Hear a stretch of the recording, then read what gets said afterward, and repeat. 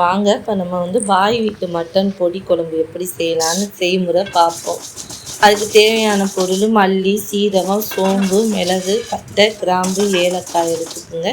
இது பொடிக்கு வெங்காயம், சின்ன வெங்காயம் தான் போடணும். அதுக்கு 1/4 கிலோ சின்ன வெங்காயம், 1/2 கிலோ கறி, நமக்கு எலும்பும் கறியுமா 1/2 கிலோ கறி, வெங்காயம், தக்காளி ஒரு 2 தக்காளி, அதிகமாக தக்காளி சேர்க்கக்கூடாது, 2 தக்காளி, இஞ்சி பூண்டு பேஸ்ட்டு 2 ஸ்பூனு, மஞ்சத்தூள், மிளகாத்தூள் இதெல்லாம் ரெடி பண்ணி வச்சுக்கோங்க.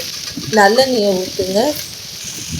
நல்லெண்ணெயை ஊற்றி சிறிது சீரகம், வெந்தயம், பட்டை 2, கிராம்பு 2, ஏலக்காய் 2 போட்டு வெடித்ததுக்கப்புறம் இந்த நறுக்கி வச்ச சின்ன வெங்காயத்தை போட்டு வதக்குங்க.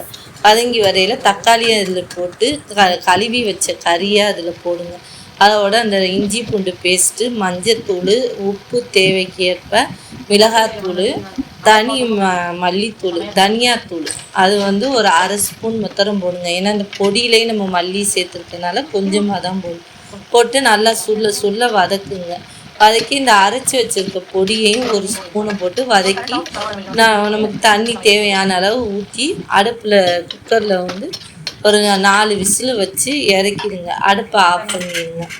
இந்த பொடி அரைச்சி வச்ச பொடியில் வெள்ளைப்பூடு ஒரு 10 வெள்ளைப்பூடு நச்சு அதில் பெரட்டி நம்ம மூடி வச்சுக்கணும். 2 சில்லு தேங்காய், 2 சில்லுனா எவ்வளோ மூடிக்கு குறைய தேங்காய் எடுத்து அரைச்சி வச்சுக்கோங்க.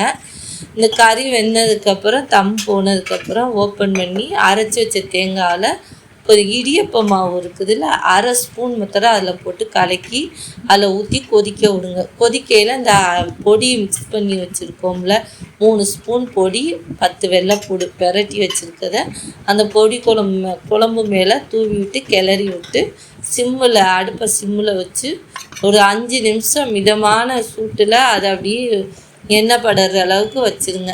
திறந்து பாருங்கள், எண்ணெய் படுனோடனே அடுப்பை ஆஃப் பண்ணிடுங்க. சுவையான பாய் வீட்டு பொடி குழம்பு தயார்.